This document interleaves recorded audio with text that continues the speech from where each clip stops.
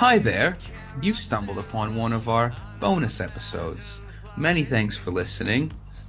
We hope you enjoy the show. This week we decided to look at conspiracy theories, and specifically conspiracy theories on 5 different subjects, which some of them are well documented and covered, others not so much. Just want to say this as a kind of, what's the word? Disclaimer. Disclaimer, yeah. We're just playing devil's advocate here. Some of the things that we say isn't necessarily our actual feelings, because as far as I'm aware, most of these things are basically unprovable. But it's just there's stories here, and we think they're interesting stories to tell, and that's why we decided to do this week's bonus episode. Yeah, the world of wrestling is kind of batshit insane anyway, so I guess we just had the thought, what could make it even more insane? And we started looking at conspiracy theories. And there's actually some pretty interesting points for discussion in here that I think people will be really interested in. And they're not super insane, like, did HBK sweep in music the Twin Towers to knock them down? Or anything like that. Like, they're fairly basic and pretty interesting. Yeah, and it won't be like a personal attacks, because there's always rumors. You always hear rumors. Oh, Macho Man Stephanie McMahon, or was Shawn Michaels? This is the word. Was Shawn Michaels like having it off with Vince? Like those. That one's so weird. Yeah, that one's like the haters of Shawn would say that, and a couple people in shoot interviews will be like, him and Vince, I don't know, they seem pretty close, almost like he's his most trusted employee and the only guy who could have drawn back in the day. And, I don't know. But yeah, so we do hope that you enjoy the show and that you stick around. And again, as mentioned previously in other episodes, I'm sure, drop us a like, drop us a follow, and if you feel like you've got any suggestions at all, like, again, we're always open to listening. And even if it's theories expanded on the things we're talking about today, just give us a shout. I'm sure we'll reply to you within a decent amount of time. Yeah, and just check out all the social media links that will be in the description too. Give us a like and follow on all platforms, as said, because that's the only way that the podcast will really ever grow and expand. And other than that, sit back and enjoy, and let us take you on a ride. The ride of your life. What the fuck is the deal with that band? Like, that song is awesome, and every single other song they have sucks balls. What about the bit when they go,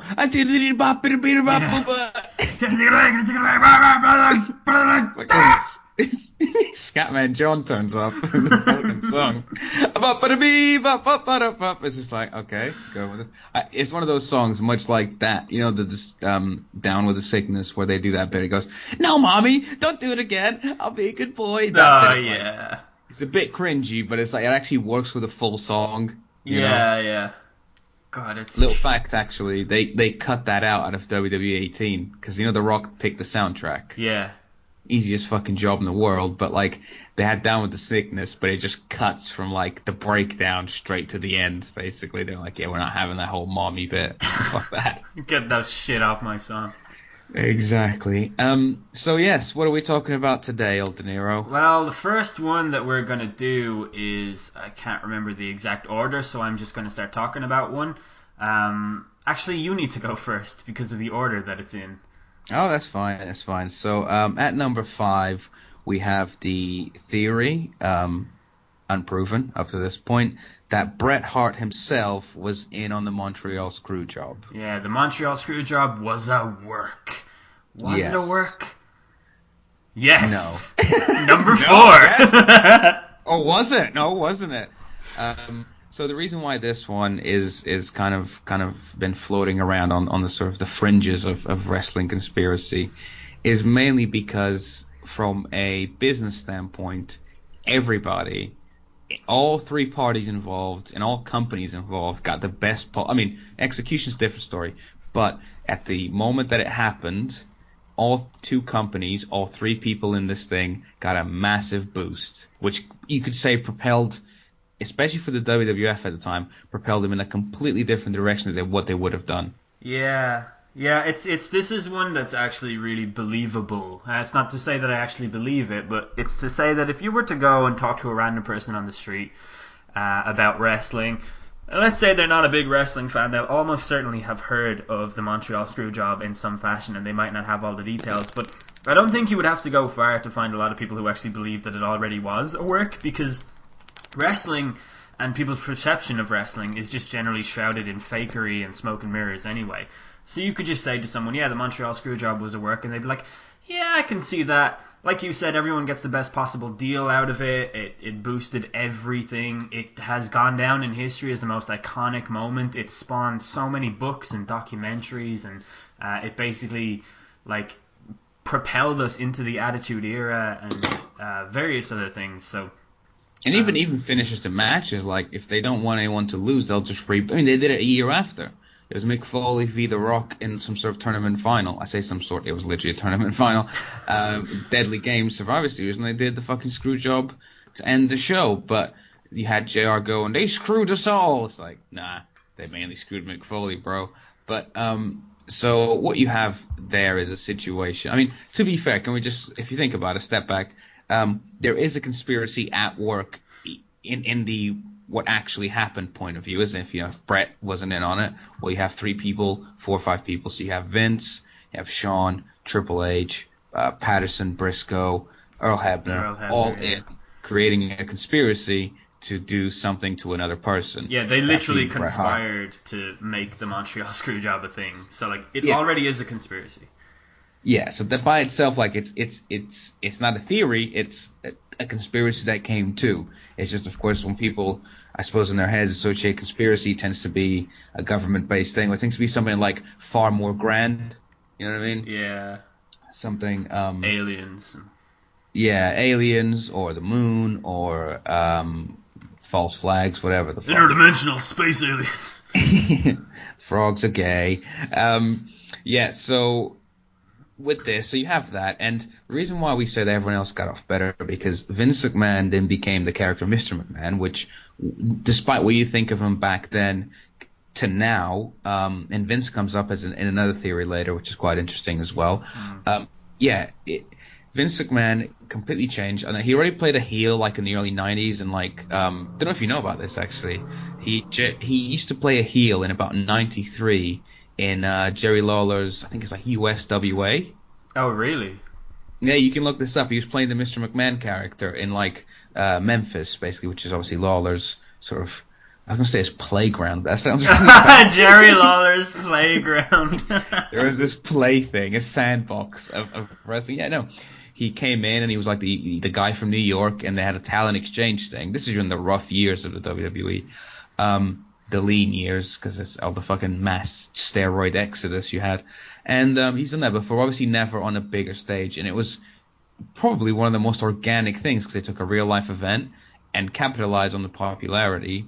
Sometimes you wish they did this more often, and especially with people like Daniel Bryan or even Zack Ryder when they hit their sort of popularity peak. But yeah, so Vince McMahon becomes the Mr. McMahon character because he does the interview with JR. So he's, I mean, other than taking a big hard punch from Brett, which again you could say like maybe they concocted all of that to be like, yo, after I screw you, can you just punch me really hard in the face? He also spat on him, which is arguably that's worse. Gross. Yeah, like right in the eye as well. What a fucking aim. Yeah, what a man. Big old gob. Like, that's why they call him the excellence of execution. Yeah, I know. Yeah, he's technical even with his spitting. You know what I mean? Like, he's completely on point. So, and then you have Shawn Michaels, who becomes arguably one of the most hated heels in wrestling, and at the same time one of the best heels in wrestling, because what they do is they channel everything to DX, as if they're not saying like, oh, the company did it. Like JR's part of the front office. He wasn't blamed for it. You know what I mean? So they carefully kind of pointed the finger at the right people. And you had Brett come out in interviews and say, yeah, they screwed me. You know, I can't believe they did that. 12 years of my life, which I'm being dismissive. That's like a man's actual life. But you know what I mean? Yeah. That naturally he was, hugely disappointed. So, and everyone, I mean, Shawn Michaels is more over as a heel. Vince McMahon's a heel. Bret Hart's got to wait like 30 days or something to debut for WCW. But at that point, WCW just got the biggest star at that precise moment in wrestling, just because of that story sells itself to say these people did me wrong. I'm now coming to your company where I'm not going to have this thing happen to me. Yes, you have to break the sort of rules of kayfabe to be like, oh no, that finish is real, but everything else is fake. It's like, oh, well, we're watching it as fake. But again, you can get around that with wording and things like that. Yeah. So if you think about it and say, yeah, this is what went on to happen, and you go back to 97, you go back to Survivor Series, and you say, these people, if this was planned, they basically just planned the best possible thing. And there's nothing to say that when Vince is screwing over Brett, that he's got any more like deep self-awareness where he's like, oh yeah, I know that you'll be popular in the other company, so I'm going to give them to you. No, it's more like, if I do this, like if you're a business person, you must know of the next step because you're always meant to be looking forward.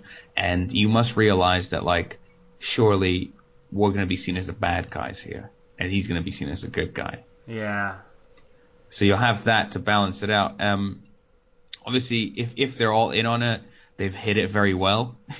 Yeah, this is the thing. Especially Brett. I think a lot of stuff in wrestling that they get right, it just kind of happens. It's like wrestling is basically capitalism in its purest form. Like they just do things, they get results, so then they keep doing it, and they keep pressing where the pressure is. Like these pressure points they identify based on, you know, what the crowd reacts to and things like that, so they keep moving towards it. And it's highly unlikely, I think, that Vince McMahon, who I do credit as being a genuinely like outrageously talented businessman, I just don't think he could have the mind to know that it would become such an iconic moment.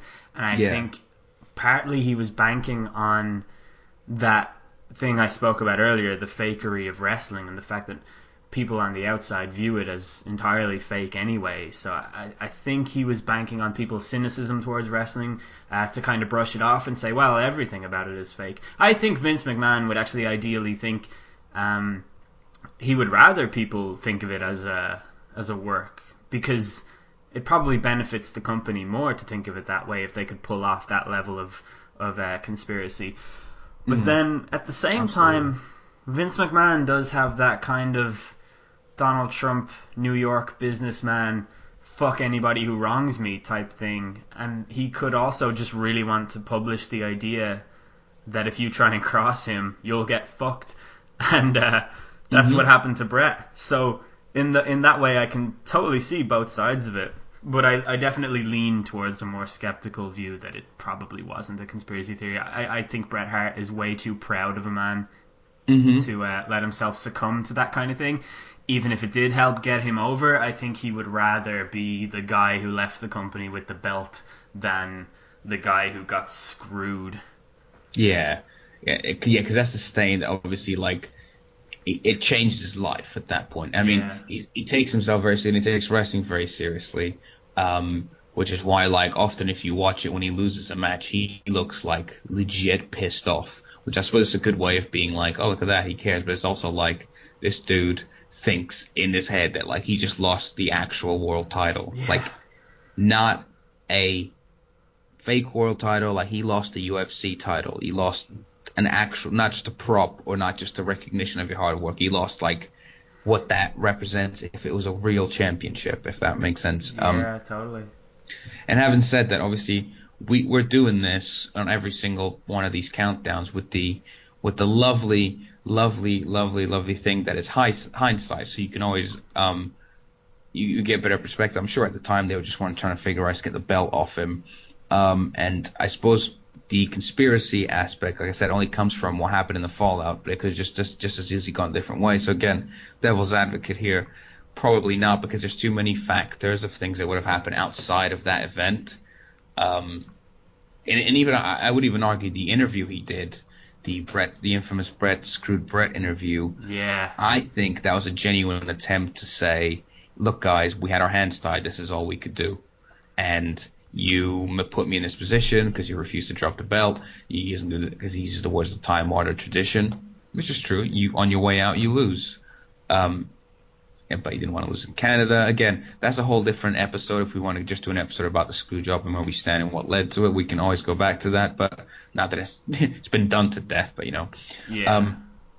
But I do think that there's too many other elements at play that would lead the most rational person, and the animosity that happened. Because I'm sure, like, if it was at work and WWE went out of business, they'd have Bret Hart back in the heartbeat. Hey, Yeah, pun. absolutely. Like, Brett doesn't really strike me as a man who.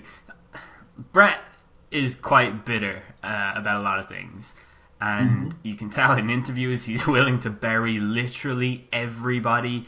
Um, I can't see him. I can't see him doing that. Like, it it would be an unraveling of his personality, I think, if you were to find out that he had this in his past, that he consented to this idea. Like, it's very unlikely. Yeah, exactly. So for that one, I'm giving it a 0. Even though actually, let's say 1, because you can't rule out anything. No, I'm just kidding. 0 out of 10 fake moon landings on that one. I'm gonna give it a 3.5 moon landings out of 10, just because I think if I were to find out that it was a work, I think my Hmm. reaction wouldn't be like "what." My reaction would be like, "Huh." You cheeky fucker. Yeah. Yeah, more of a like, oh, you motherfucker. I Exactly. see, I see. But yeah, so that moves us on to number 4, which is again it relates. I think there's a Vince McMahon heavy theme because I think the next two are the word Vince definitely comes up in one of them. But Yeah, yeah, definitely. actually, why don't you talk about the next one? So this is the idea that Triple H did it all for The Rock. No, just kidding. That Triple H did it all for the power and the money and the power, minute after minute, hour Hour after hour. after hour. Yeah. Yeah, So he did it all for the nookie. Come yeah. on. So you can take that cookie and stick it up your yeah. So, Yeah. so this I idea wish, yeah. is that Triple H, when it comes to the Fed, he came, he saw, he conquered. Everything he did was a calculated effort to push him into the chair that he's in now, which is the chair of the future chairman of the company, and he is going to take the reins when Vince dies. This is or well, I shouldn't have gone so callous there. When Vince gives up the company, it will go into Triple H's hands. There's almost no doubt about that. I think that is like a thing that everybody pretty much accepts at this point. But Triple H entered the Fed in the 90s. He had been with WCW as well. I think, didn't he actually go from the Fed to WCW and then back to the Fed again? Was that his trajectory? I he might have had tryouts with the Fed. I don't think he was like a defined character because obviously they had No, he the wasn't. But I think he was there in some capacity early on. yeah. It might have Um, been the case that Vince said we were gonna make you a jobber, and he's sort of like, well, fuck that. Because that's the thing. Like having watched Triple H's DVD, Thy Kingdom Come. He seems like a pretty clued up dude from day one about what wrestling is, what wrestling isn't, very what his much. vision of his character. Also, you could argue that his moveset hasn't changed in 20 years, which is a different story. But like he goes in WCW, and at one point, I think it's Eric or whoever was in charge at the time, comes up to him and says, "We want to make you a tag team with William Regal," because he had the Greenwich sort of French snob character, I suppose I should say. He wasn't from Greenwich; he was from some fucking Montpellier or something like that, or Lyon or Brest or whatever the fuck you can think of France, and like as in like a basic place where people just go, "He's French," Mm. and he was called Terra Rising. Hey. Terra Um, Rising. yeah, or Jean-Paul Levesque, one or the other. Yeah. And yeah, so he doesn't want to be part of the tag team, goes over to the Fed, and he starts carrying bags for the clique, allegedly. Yeah, he entered every single possible stable. Like he's basically a world class networker, Triple H. His rise to the top is sort of unseemly when you compare him to the likes of Austin and The Rock. And I want to preface this once again by saying that I am an absolutely massive Triple H fan. I mentioned this on the Midnight Hour podcast pretty recently, but the reason that I started watching WWF, I started out in WCW, and the thing that kept me watching WWF at the time was actually Triple H, because I wasn't really into The Rock, but from like a marketing perspective and a face of the company look and all of that, I think Austin and The Rock are like bona fide top guys, and Triple Hmm. H definitely belongs alongside them, but he is the odd man out in that way. his work Yeah, man, as he's in the tier underneath, definitely. Yeah. yeah, he is. Like he's not as good of a wrestler. Well, I guess that's arguable though. Like I'm a huge Triple H fanboy, so I will put him over. And say I think he's actually really underrated in the ring. I think he did plenty of wrestling moves that people don't really give him enough credit for. He's had absolutely fantastic matches with Chris Benoit, and most recently his match at WrestleMania against Daniel Bryan is a really good masterclass of what it is to be a top tier wrestler. Oh, dude, that match is like 25 minutes, absolutely classic. And I suppose with Triple H, because, and this is a point about his matches, actually, I should just jump in. He has had a bigger span of matches to choose from. So you could probably put up 5 or 10 Triple H matches against 5 Steve Austin and The Rock matches, like separate 10 for each. And you could say that Triple H has had more versatility just because he's been in more matches in terms of numbers. Yeah. And his body, or he didn't go for Hollywood, and much like Austin, his body didn't break down. So you could potentially have 20 years worth of a career and pick one a year.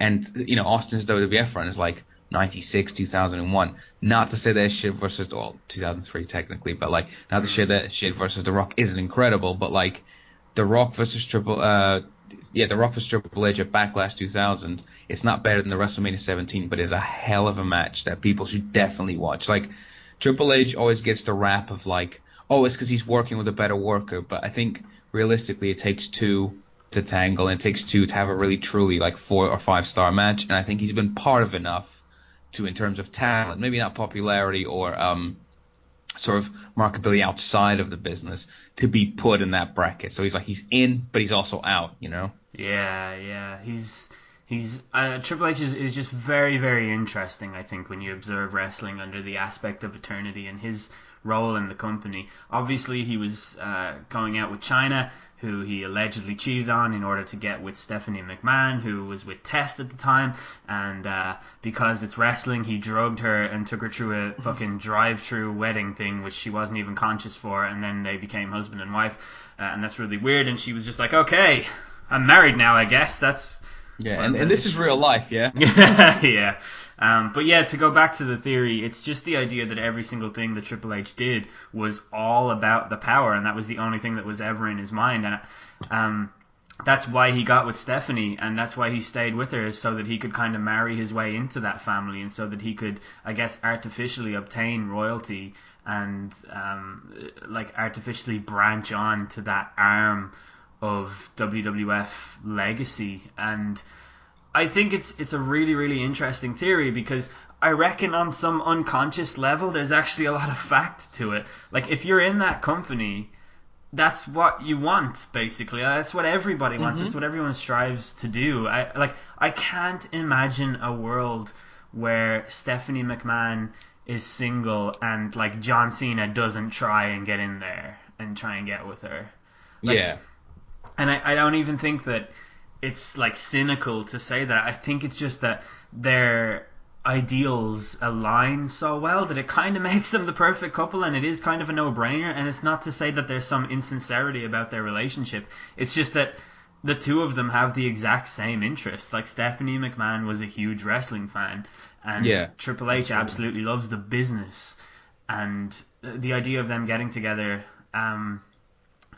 like, it's almost certainly what Triple H wanted to do, and that's the thing, is like, you have to just you have to just decide which filter you want to look at it through. Do you want to go like, this cynical guy, he only got in there so that he could be part of the family, or do you look at it and go, wow, this guy is super interested in the business, he's super ambitious, he's very, very good in the ring, he doesn't have the same level of electricity and pull and weight that Austin and Rock have, but he's so determined to do it anyway, and he's like figured out a way to get himself over, and like, he deserves all the respect and the credit for that. And there's a really interesting level of duality, I think, to Triple H and the way that fans observe him. Yeah, there's definitely a lot to take from Triple H, and as the brilliant it's a film documentary that's on YouTube explains, Wrestling Isn't Wrestling, which is phenomenal. Yeah, that's great. And I highly advise everyone to watch it. But like, if we just look back at Triple H's career, this is on screen. He has been part of 1, 2, 3, 4, 5, 6. He's been part of 7 stables. I'd probably say that's right up there with the person that's been in most stables. So, Especially what the about? level of stables these are. Like, these are huge well, Yeah, three of them especially are era-defining stables in each era that yeah, they're in, which is crazy to think of. yeah. He was there. Let's go through them. Like, so you have unofficially backstage, you have the Click, which is himself, Kevin Nash, Scotty Hall, HBK, and X-Pac. Um, so there, he's kind of coming in. He's already straight up aligning himself with the world champion, the one of the most popular people in both Diesel and Scott Hall are actually quite popular. Sort of intercontinental title, if not fighting Sean for the title. And then you have X-Pac, who's got like he's really over the whole underdog thing. And you have Triple H there hanging out, being like, "Yo, can I pick your brains?" Mm. And of course, you'd say, "Are they good influences, benefits?" It doesn't matter. Like we all know people that aren't exactly amazing amazing influences, but you still hang out with them and you still find them interesting and hilarious and this and that. Then you have the first incarnation of DX, so he joined Shawn, the world champion. You got like Rick Rude in China, so he's got his sort of bodyguards surrounding him. Then the second version of DX with X-Pac and Road Dogg and even references the Click when he introduces X-Pac. He's like, when you look for new members, you look for blood. You look to the Click, and he pointed. I think that would have been much over now, maybe 998. But X-Pac's there, and then he leaves and he goes to the McMahon Helmsley faction with Steph and the corporate side of things, and then DX joins them as well. And then you have the often unreferenced two-man power trip. Yeah. Remember that one? Hell yeah. They had some of the greatest matches, though, of all time. Yeah, especially on Raw and SmackDown's history. Yeah. That tag team match, the infamous tag team match with Jericho and Chris Jericho and his tag team partner against Austin and Triple H in where Triple H tears his cruciate ligament and Y2J gives him the walls of Jericho on top of the table anyway. And then, Did you know this? That the very next, like 3 days later on SmackDown, they had the TLC match in the main event with Edge and Christian, the Hardys, the Dudleys, and then Benoit, and then Jericho and his tag team partner. And it was like a 4-way TLC. Like, in the space of 4 days, Raw and SmackDown had basically their greatest matches of all time. Yeah. That's what fucked up Redacted's neck. Yeah. His body was not set to have those sorts of matches because he was one of those guys that like just broke his neck during a match, like his wear and tear, which is like probably worse because I'm sure he would have had pains and numbness. He would have just been ignoring it. But again, we'll cover that guy later on, whoever he is. But yeah, so then you have the 2-man power trip, which this is when they're both heel, him and Austin, and like you may not like the fact that Austin was heel, and a lot of people have sort of their own feelings towards that, but I will say Austin's psychology as a heel was amazing. Yeah. With Triple H there as well. So then, skip a couple of years later, you have Evolution, which is a mystery as far as I'm aware. Yeah, it's full of change that I guess no one really sees. Nah. I see the line in the sand. It's time to find out who I am. And then I just kind of stand and I say, Evolution. Evolution! This is like a song-heavy show. I know, yeah. It's the covers were just cool. So he then goes back to DX, the reformed merchandise version of DX. Leaves them. He's then like a COO. He's the coup of Chief Operating Officer. Thank you. And then he also then reforms Evolution. Whilst in the middle, I've just realized there's not 7, there's actually 9 because there's Evolution Part 2, but there's also the Authority. Oh yeah, Holy the Authority. Shit. Yeah.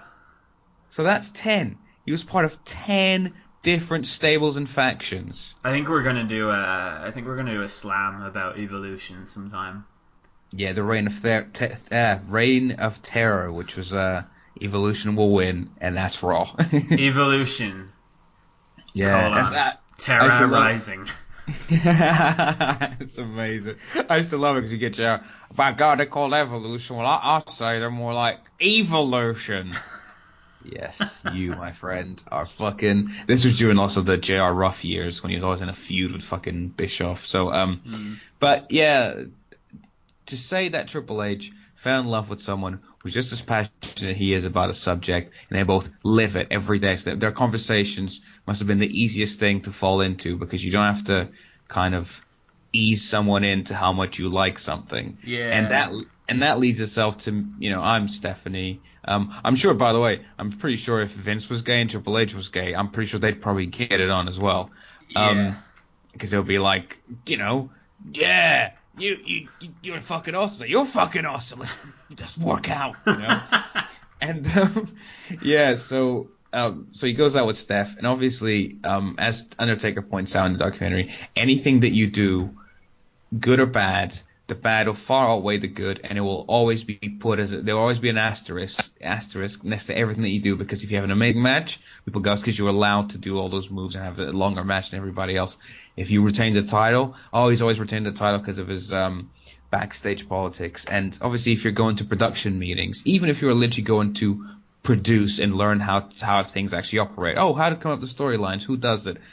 Look, if you're seeing us coming out, you're seen as part of the office to the boys, and that is something they would have had to deal with. And I'm pretty sure that as much as we dislike him, like, it takes probably a pretty strong person to withstand all that criticism. Not that I'm being like victim Triple H here, but it takes a big person to take all that criticism and still keep your mind focused on where you want to be and where you want to get to. Yeah. There's a lot of things Triple H has done where he was like the first one to do it too. Like, he has 2 entrance musics. Like, nobody else has 2 themes. He has one for when he comes out in a suit, and then he has one for when he comes out just ready for action in the ring. And, like, that's bizarre. Like, no one else is afforded that luxury in wrestling.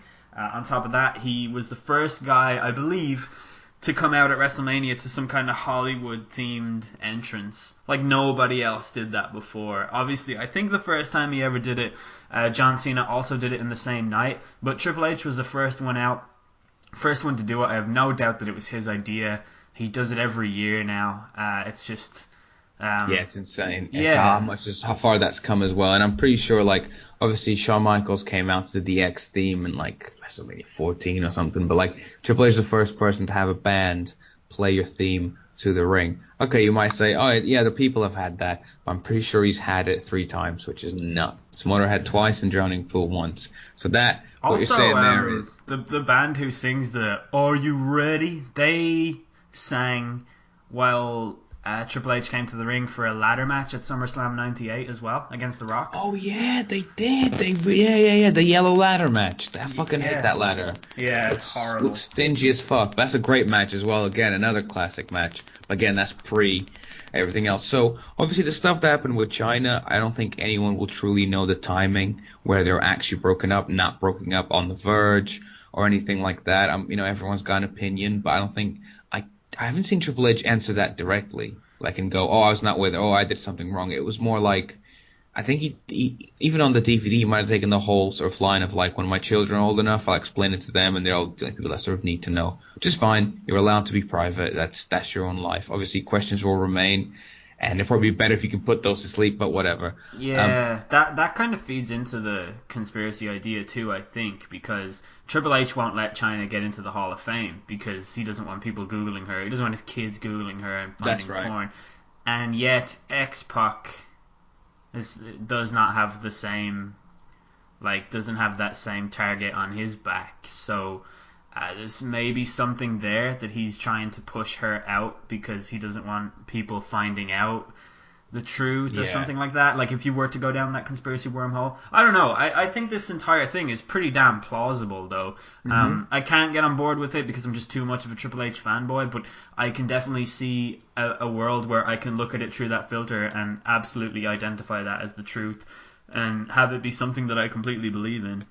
Exactly. And also, on top of that as well, like, he's done a fucking brilliant job to getting himself where he is. Like, it's worked out. I mean, post the fucking the Click saying goodbye in the cage. What is that called? The curtain call. Hug. The curtain call. Thank you. Like, post that, because obviously he was buried badly. I think people actually want him gone at that point. But he just, like, as Vince says, you just gotta learn how to eat shit and enjoy it. Yeah, he was really praised for that too, for his response to that. Yeah, and you forget that. A lot of people forget that and think that he just walked in and everything was handed to him. Like, he was on the cutting line, much like Cena, I suppose, because they were both on different reasons, obviously. But Cena was on the cutting line at one point until I believe Stephanie heard him rap in the tour bus when they're like doing the overseas tours and stuff. And that's what kept him his job. And I'm sure Triple H, what kept him his job is Shawn going up to Vince as the world champion and saying, "No, there's something in this guy. Please keep him around. Like he's got a good mind for the business." That's by the can we just? That's so funny that they were like, "This Cena guy, we got to get him the fuck out of here." But then Stephanie overheard him in the shower going like, "Word life. This is basic thugonomics." And her mouth just drops, and she's like, "Oh my god. Somebody call Paul Rosenberg. We got the next Eminem in the shower right here. Gotta get this guy a fucking record deal." Probably more like we have the next Vanilla Ice here. Yeah, the next Mark Wahlberg, next Marky Mark in the Funky Bunch. Exactly, yeah. No, that Cena story is amazing because he said he didn't have a character then, but yeah, with Triple H, it's plausible, like you said, to see the trajectory and going like, this is nicely planned out for you. 15 million time world champion, 15 million time tag team champion, winner of every possible type of match. I'm pretty sure he's won from Elimination Chamber to Rumble to Ladder to Hell in a Cell. Like, he's won every single type of match that you can have. Yeah. They can be. Even the Iron Man match versus The Rock, he wins in the end. Spoiler alert. It's 2000. Hopefully people are aware that happened. Yeah. But yeah, so... someone is just furiously closing down the network at Judgment Day. God fucking damn it! Who are you listening to this and like watching that? Yeah. Two completely out of sync things. Yeah. Hey, what are you listening to? I'm just listening to a audio version of Titanic. Oh, what are you watching though? Oh, I'm just watching the world's wildest police chases. Yeah, no big deal. All right. No crossover. Nope. None. But yeah, so I was going to say, so in regards to this, I think that Triple H probably at some point probably stood in a room and said to himself, like, I could probably run this company. And he got given NXT as a sort of template. Templates starting ground. He noticed the fact that everybody's getting older, but they had no feeder system. They had no sort of physical training center. That was, they used to rent out OVW and stuff like that back in the day, but they never had a proper place. And he took all that, and like that has to be praised. And I'm sure he wasn't doing that with the intent of being like, and when I'm boss, it's going to be great. I'm sure he was doing that genuinely thinking there needs to be a future in this business, and we want to make everything WWE centric. So we'll borrow everyone else's guys, but then when you come in here, this is the big time, and it gives you that vibe of that. Yeah. Do I think that he literally planned every single thing? I don't even know if he planned to fall in love with Stephanie. I'm pretty sure they just got on really well. At one point, the relationship went from, purely, what's the word? Platonic, thank you. To something else, and they have kids and everything. They seem pretty tight. Like, I'm pretty sure you can fake it for that long if you're Triple H. Like, I'm sure that would have driven you insane. To be around if someone you don't like all the time. So to this one, it's the same as before, really. Like, the idea of it is probably a 9 on 10 because all these little ticks just go together. But the realistic side of it as well is that it's organic but not organic. It's predetermined that he's probably going to get there at some point. Because it was weird because a lot of people said he should be running, like he's probably going to be running the company back in like 10 years ago. Yeah. So it wasn't like, and then all of a sudden he kissed Vince's ass, and he's that's been a long time building up, because I think keep him away from matches and booking himself, keep him purely as a assistant, whatever, sorting out people, talking about psychology of other people's matches, that's absolutely fine. Obviously himself, he has a very good idea of who he is and how much he wins, and that is probably more conspiratorial than how he climbed that ladder. Yeah. So for this one, I'm probably going to give it a 4.5 aliens in Area 51 out of 10. I'm going to give it a 7.5 aliens in Area 51 out of 10. Purely to correct for my own bias. But also because I do think that the way people view Triple H is so interesting, in the sense that you got him on Raw while Daniel Bryan is trying to shut down Raw. He wants the title shot at WrestleMania. He should have been in the Rumble over Batista. Triple H is in the ring and he is getting booed furiously. There is blood coming out of his eyes because the fans are booing him so much. Then cut to NXT. Triple H stands in the ring and says, "This is NXT," and everyone goes fucking nuts. Everybody loves the love child of Triple H. Everybody loves this thing that he's done, but everybody hates him on Raw. So there is two separate Triple H's. There are two separate ways of viewing him, and I think for some people this one is already true. It's not even a conspiracy theory. This is just a fact. Not to me, but it's out there. There are some people you'll never convince otherwise, and therefore I think it deserves a weighty 7.5 aliens in Area 51 out of 10.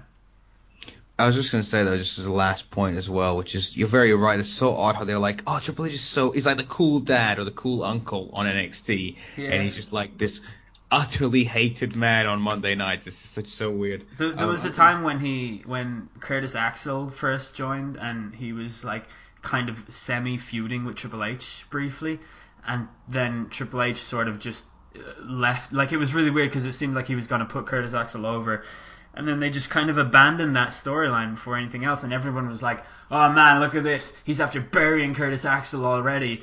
And you look at that like through the lens of Infinity, and you've got Curtis Axel now, who is basically the king of the jobbers. Yeah. And at the time, everyone was so sure he was going to be something so much more, and it's like, come on, like it's people look for a lot of reasons to bash Triple H, I think, and that's just, it's just one of those things. And even the word bury as well, I think, like, just by being in the ring with Hunter, I know that sounds like such a humbling thing, but just by being, he's getting a fucking push there. And yeah, you go around wearing a t-shirt that says better than perfect, you better be fucking good. Yeah, exactly. But again, yeah, I mean, it was what it was, and it is what it is, but I think that Triple H nowadays, especially the less he wrestles, he's doing more good than bad. Like, you don't really hear about, like, the Vince McMahon personal vendettas against, like, Dusty Rhodes, where he made him wear the polka dots, or, like, what he did to most indie wrestlers in the last sort of 10, 15 years, because he made them start properly for the ground up. Yeah. These people that Vince just doesn't like Christian, he always never liked Christian, as a whole, like, and that's why you can see Edge, who always got the major push and stuff.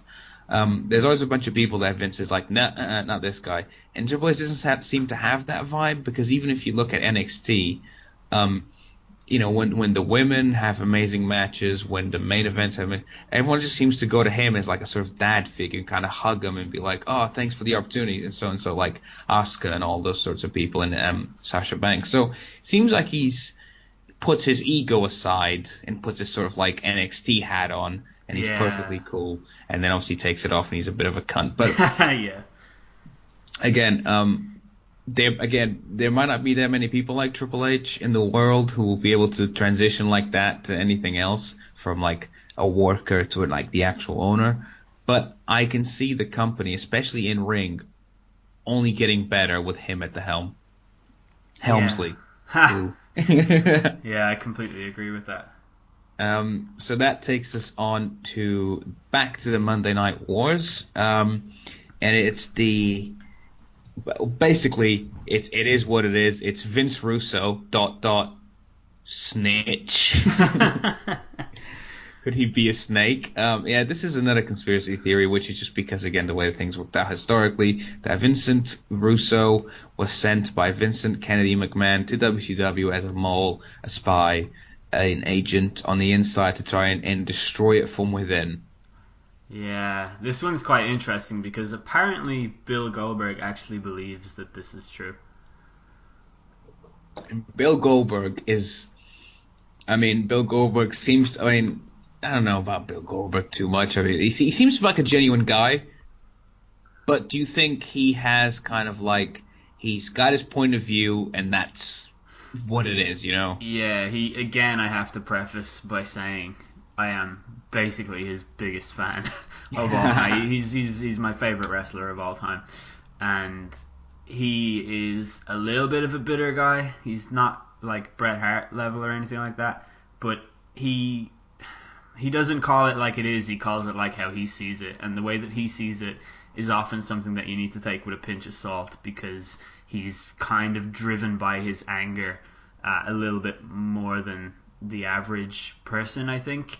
Yeah. And that being said, I think he's a great guy. Like, he's an absolutely class role model. I think he was amazing in WCW, and I loved his final run in WWE too. I think it was something that he did with honest intentions, and I think that's all that he is really interested in, and that's fantastic. But I think he's just a little bit biased sometimes. So Yeah, he's stretching there. I mean, but again, you can see where he's coming from, because obviously what Russo did when he was there was, by the way, creative control had a lot to do with it, but definitely Vince Russo had some bad shit ideas. No, just seeing what sticks to the wall. And you could argue that WCW actually hit its peak in about '98, where the money was still coming in creatively, and all they did was NWO rehashes, and then you had all the people who had creative control coming in, and you had Vince Russo being like, well, if going batshit crazy with like stunts and all that worked in the other company, let's push that up to a 10 and do everything on a 10. But the problem is WCW had been never booked like that. It didn't work. Again, what he did in the Fed, there is a lot of praise. I mean, a lot of it is of its time, so you've got to look at things of its time. We talk about this as we do the episodes in the podcast, that a lot of sexism, a lot of isms basically being floated. All the isms you can think of, there's one for you. and like so many of them were propagated by Vince Russo as well. If you look at the list of characters that he helped breed in the Fed, it's pretty much just a caricature of ism stereotypes. Mm-hmm. Yeah, well, like we said, like we talked about in the general episodes, that like what happens sometimes was in wrestling events is the manifestation of Vince McMahon's subconscious. Yeah. From poop jokes to Big Show wearing a diaper or whatever. And in there you had Vince Russo's subconsciousness, which is basically, I live in a strip club. Yeah, and all the women's are hoes, and all the guys are insanely tough guys, and there's gang wars, and everyone's affiliated in a sort of what's the word, stable, and everybody's just, there's always a lot going on. You see one match, but there's actually about 3 feuds going on, because there's going to be interference, there's going to be managers going to feud, the commentators are also in feuds, the backstage announcers are in feuds, there's crooked refs, there's like every single thing that you can. It's kind of like, in a video game where the only things you can touch are like bit more graphically looks better. Yeah. So Resident Evil is an example of that, where it's shiny, so you can go and grab it. Vince Russo takes every single one of the wrestling sort of plot points that can be shiny, and he kind of turns all of them in a different direction. He puts all little bits everywhere. Oh, there's a car going to come out, and a Zamboni going to come out. So him and Vince were working side by side. He gets asked to book SmackDown as well as Raw. He cites fatigue. WCW offer him a shitload of money and say, come on over. So as he's leaving, Vince McMahon just goes, just hang on a minute. Before you go, would you mind fucking up that company to the point of oblivion? He's like, no probs, Vince. See you around. Then he fucks off. Because WCW was a shambles, and I think we should definitely go back and record a few episodes and do maybe an arc on WCW 2000, because I think we're far enough removed for it to be hilarious. I would love that. Yeah. Yeah, I think that's definitely worth coming back to. And WCW 2000, it's kind of like wrestling on ecstasy. Everything's crazy. Everything has so little time for reaction. There's shit happening all the time. Only difference is, even from the announcer's point of view, whereas I think in the WWF, JR and Lawler had a script about everything that was going to happen. I think the WCW guys, I think they had this happen in TNA when Russo was there as well. They're actually left to react naturally. Yeah. Because they're like, we'll get their real reactions, but it's like, no, you need controlled reactions, because we need to say what you want to say and get it across to the audience at home. Yeah, that's exactly it. Otherwise, you can just have stuff that does not work. Like, it just, Oh, because the announcers just wouldn't get certain things. They'd be like, what was that? Yeah. Well, I don't know what that was. That was weird, wasn't it? And there's this sort of like, yeah, that's how we react at home, which is true. It's realistic. But that's not their job. Their job is to kind of weave you in across the storylines and across the whole overall product and say, oh, we think this guy is a bit jealous of that one. And things like that. Yeah, that's as opposed to just shitting on the wall. But Vince Russo is an interesting character anyways. Very, again, much like Triple H and everybody else that seems to come up on this list in all the moments. Most of these conspiracies seem to come from divisive characters. Yeah, that's true, actually. For whatever reason, like Vince Russo's a very divisive character. Now, I'm not saying there are pro Vince Russo fans out there because they've technically are those fans are gone because they only came for all the madness and didn't stick around. And all the rest of us did stick around, obviously. But he seems to be a character that so he was part of WWF when they had their highest ratings ever. WCW, I think the reset episode when he vacated all the belts actually was quite a highly rated episode. He was part of TNA when technically they were their most popular as well. So he's always there at the peak of products, but it seems like he doesn't know how to finalize stories and how to like book finalities. Because if you notice with Vince Russo storylines, not the same people, but it always just rolls and rolls and rolls and rolls and rolls and rolls and rolls, and then it just crashes up against the wall, and no one wins, no one loses, and you're just left like, oh right, that was that then. Yeah, I think just a staple Vince Russo flaw is his tendency to overbook. Although people do say that he wasn't actually a booker himself, he just wrote the storylines. But all the storylines that he was a part of are just draped with this overbooked, like chaotic, just horror show. It's definitely true of his era in WCW. Anyway, I'm not so sure about WWF, but his WCW stuff is kind of a nightmare. Yeah, it's he was doing matches in fucking swamps, matches in cemeteries, Human Torch match. That fucking triple cage thing with David. Yeah, the Ready to Rumble match. Oh mate, I've got that on tape. That is pay-per-view on tape. That is a great movie. I will say that it's a classic. Yeah, and the pay-per-view is awesome as well. But I don't know. Like, if you want a stable of a Vince Russo pay-per-view going well, most of them, the Attitude Era, you could argue, are over as fuck. You want a staple of Vince Russo pay-per-view and the Attitude Era going wrong, I suggest look no further than WrestleMania 15. In WrestleMania 15, this is unbelievable. I just want to talk through this. Because I think saying this discredits the theory of the... Did you just hear that Microsoft noise? No. Oh, my computer just went doo-doo-doo. Sorry. Just screamed at me. Yeah, so you get this at WrestleMania 15 where no fucking match has a finality whatsoever. It's fucking horrible because you have... So China is in the corporation with Kane, and Triple H and China actually get back together, so they're faces, but then they come out and they actually help Shane McMahon beat X-Pac, which means that they're heels again.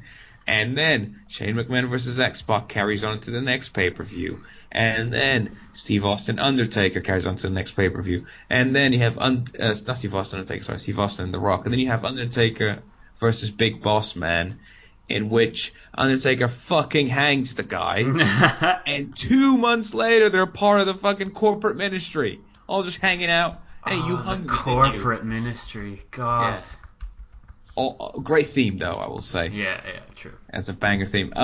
So his booking problem was that stuff like WrestleMania is meant to be the finality, but because he was always seeing it from a storyline point of view, he's like, it's got to keep going. And I think you could argue that once he left, 2000 was a better year than 99 in terms of product and storylines as well. Yeah. In the WWF, sorry, not in WCW. I will say about the whole thing of like there being heels and faces in different feuds, like depending on who they're up against, they're a heel, or depending on what else is going on at the time, they're a face. I kind of like that. Like I do think there is room for that. I think it's kind of a forgotten art as well, that it doesn't always have to be a good versus bad arc. Oh, definitely. Shades of Grey is good. Yeah, it's underrated. It's a thing they don't do enough. Like one of the most recent ones I can think of was Kevin Owens when he made his run from NXT into WWE, and he was on I think he was feuding with 5 different people at the same time, and in each feud he was playing a different character. He was always a heel. He's always like Kevin Owens, big. He's abrasive. He has lots of bombast and bluster about him. He's over the top bad. but slightly different angles in each feud, and that was really, really interesting. And they definitely don't do it enough, and it's something that they need to go back to. So I think Vince Russo is actually kind of onto something with that, because it's something that WCW always did really, really well. Yeah, they let the fans cheer the NWO. Yeah. It wasn't, obviously they were booked very well as well, but and then so I think you're definitely right with that, and I think it shows the different range of a character, and it's not a character as much, it's just a person, and people have shades of grey, and you fight the good guys, the bad guys, you fight for what you think is right. That might not be necessarily what the people see is right or what the other guy sees is right, but there's that ambiguity of like, I don't like anyone who cheats. But if I see the opportunity to cheat, I might take it because, well, it's for me. Exactly, yeah. So you get caught in that middle ground, which is what kind of life is all about. But then on the flip side, what would lead one to think that Vince Russo is an inside man? Well, booking himself to win the world title. Yeah. Booking David Arquette to win the world title. That fucking David Arquette angle was so annoying. Ridiculous. Absolutely ridiculous. But again, don't know if you know this, but Dave didn't want Dave. Calling him Dave as if I know him. Yeah, he's your friend, isn't he? My mate Dave, yeah. He didn't want to do it. Vince Russo says, we need you. We need the company needs you. And he's like, okay, cool. I'll do it. And a little known fact as well, he donated all of his money. This is fucking awesome. He donated all of his earnings to the families of Draws and Owen Hart, which is a fucking great gesture. Yeah, especially considering he was working for a different company. Yeah, but that shows that he's a huge fan who's very aware. I mean, but again, that shouldn't have happened. He shouldn't have won the world title. Keep him as some sort of funny distraction. That shouldn't have happened. He shouldn't have gotten any of that money. And Draws' family should have been way worse off financially. That side's cool, obviously. That's fucking amazing. But you could do that probably by just being a character on the show and just say whatever I earn goes to them. Yeah. No, I get the world title too. It's just the fact that I think Vince Russo came into a sinking ship and he was touted as the savior, whereas he was probably like adjacent to the savior. Yeah, you know? Like the Office joke. You're not assistant manager. You're assistant to the regional manager. So Vince Russo, you're not the head booker. You're the assistant of the head booker. Yeah. So yeah, I think with Vince is the fact that he probably meant to do well. I think he probably got burnt out from being the WWF and not taking any time off. It went to shit. But if you say Vince Russo had the gun that killed WCW, everybody with Critic Control gave him the bullets. Yeah. There's one other thing I want to add that is fucking hilarious about Vince Russo. Yeah. This is the reason why I don't believe he was a plant, is that he is clearly a human and not a plant. But no, for real. He has a YouTube channel where he uploads stuff all the time. Like he interviews old wrestlers. Sometimes he talks to them on Skype and things like that.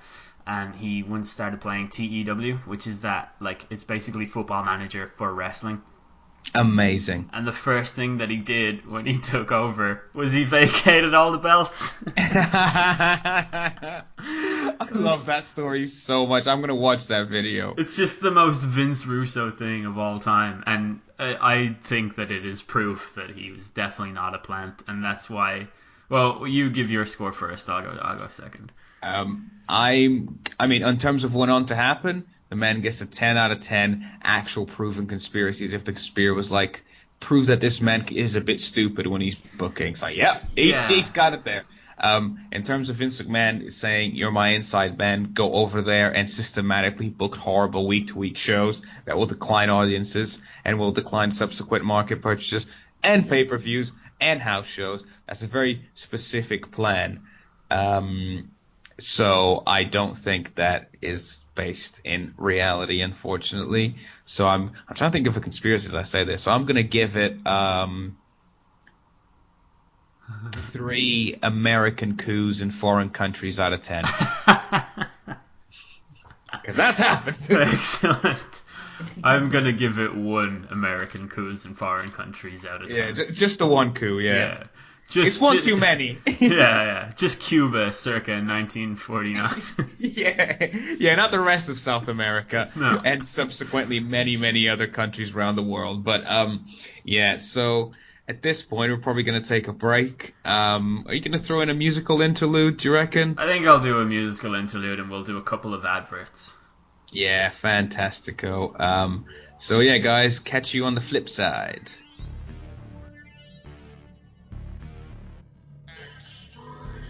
Are you into wrestling? Yes. Do you like slamming? Yes. Why don't you head over to twitter.com/WWPslam or at WWPslam, and you can find all sorts of GIFs, memes, and danker memes, and you'll get high on wrestling. WWP Slam. This drug won't kill you. Thumbs up at the end, looking right in the camera. WWP Slam. Because pro wrestling is cool. If you've got to say it, it definitely isn't cool. Because pro wrestling is definitely, unequivocally, alright. Can't deny it. Are you concerned what your peers and contemporaries think about your love of wrestling? Yeah, so are all of us. That's why we don't broadcast it outwardly. Follow WWP Slam on your alternate Twitter account. And then just face to black, then face back, and it's just like a man looking at the screen going, I'll keep your secret, and just walk away.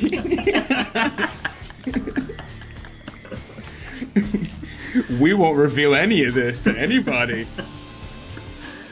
Do you like wrestling? Yes? Do you like Twitter? Yes? Then we've got the perfect answer.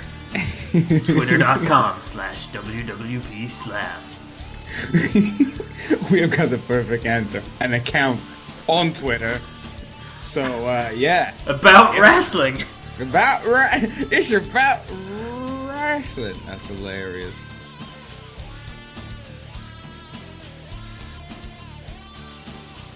So, number 2 is a strange one because I've read about it in many different places and yet I never see a single reason for it. I think it just adds to the mythology surrounding the McMahon family. But number 2 is the idea that the McMahon family that we see on screen are not the actual McMahon family. And the real family actually don't like the airtime. And they have these surrogates, these actors, perform that role because I guess they want to avoid humiliation and like various other things. I've never seen a single reason why this is a theory, but I have seen the theory over and over and over again online, and I think it's pretty damn interesting to think about. Oh yeah. So they're kind of like there's an unseen hand in the industry.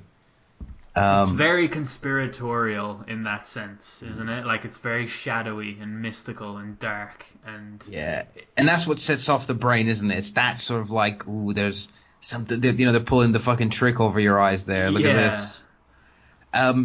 So would it be a case where it's like a group of people, like a group of I don't know, let's go down to conspiracy, a group of old white men, kind of above it being like, Vince, you're chairman in title only.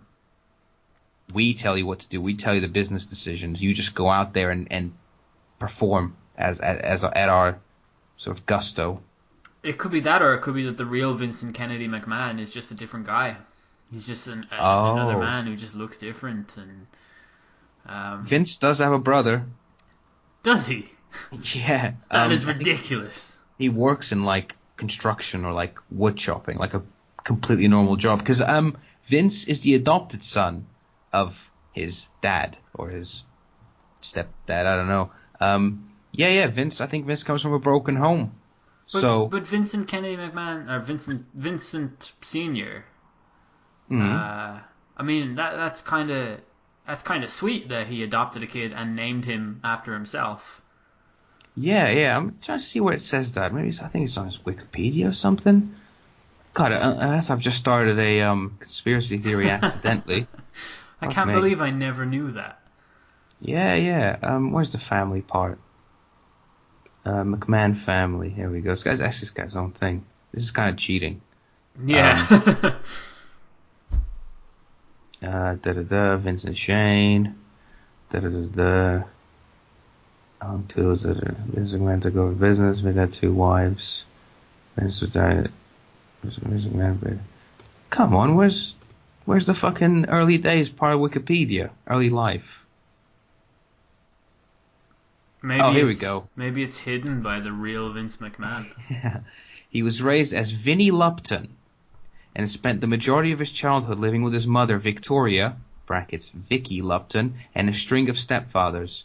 He claimed one of his stepfathers, Leo Lupton, used to beat his mother and attacked McMahon when he tried to protect her. He said, "It's unfortunate that he died before I could kill him. I would have enjoyed that." That is the most Vince McMahon quote I've ever heard in my life. Yeah, his biological father, Vincent. Vincent James McMahon was his dad, but he was an absent dad. Had left the family while McMahon was still a baby, taking his elder son, Rod. There you go, this is Vince's brother. Vince did not meet his biological father until he was 12. According to an interview by Playboy, he attended Fishbourne Military School and graduated in 1964. In his early life, he also overcame dyslexia. Bullshit, because he can fucking hardly ever spell anyone's name. Karma, K-H. Seamus. Pretty sure it doesn't need the H, does it? No, they do that to Americanize it because they think that stupid Americans can't fucking figure out the language. It's another thing, like Shawn Michaels is S-H-A-W-N, and that's probably how he does spell it, but as an Irish person looking at that is fucking ridiculous. It's C-N, and we all know it. That's like if you can imagine someone spelling your name, Miguel, as M-I-G-W-E-L-L. Miguel. I've had that at work, mate. Oh, just we're on the subject. Little side subject here. I've been advised by you to not let you talk about work. Are you about to bury some coworkers? No. I don't think my name is that hard. I've never thought my name was that hard. Although, for some people, I think they see the name, they think of a different name. But I've been called Carlos at work. I've been called Manuel, as in M-A-N-U-E. No, Manuel as in that fucking guy from Fawlty Towers. As in that thing that you read when you don't know what to do. You read the manual. Both. Fucking both I've been called that. And all sorts of ridiculous spellings with a Q and with a fucking...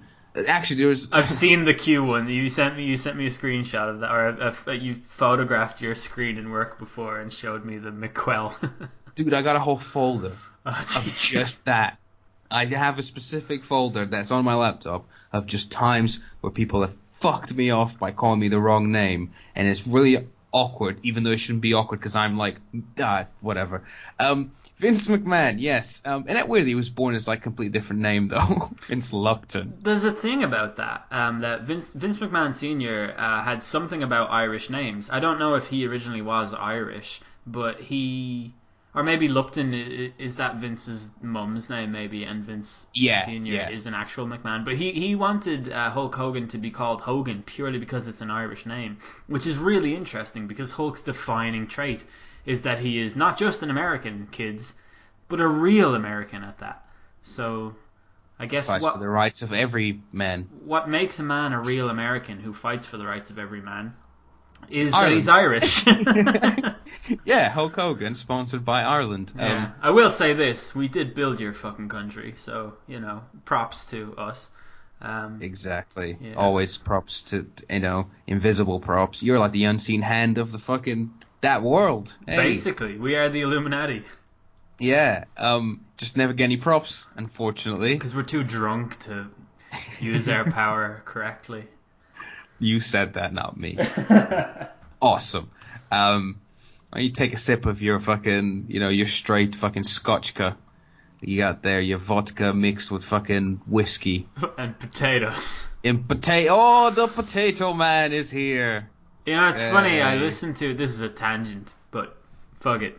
I listen to a lot of podcasts, and a lot of the podcasts that I listen to have very SJW leanings, where they... if someone says anything that might be deemed even remotely to be acknowledging a difference between black people and white people, they'll be like, whoa, fuck this.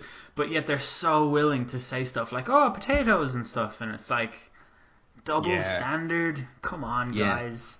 It's funny because I think that, there's whole studies about how like certain other nations or other ethnicities are kind of okay to make fun of. And I'm not saying that they're any better or any worse than the other ones. Like, it's all the fucking same. It's all bullshit. You know, it's all invisible lines at the end of the day. Yeah, you know? that's right. Yeah. You know, like, I want to say that out there first because it's like one big fucking planet. But it's like, yeah, you can be like, oh, hey, Puerto Rico, and it's like, oh, that's just a bit of banter.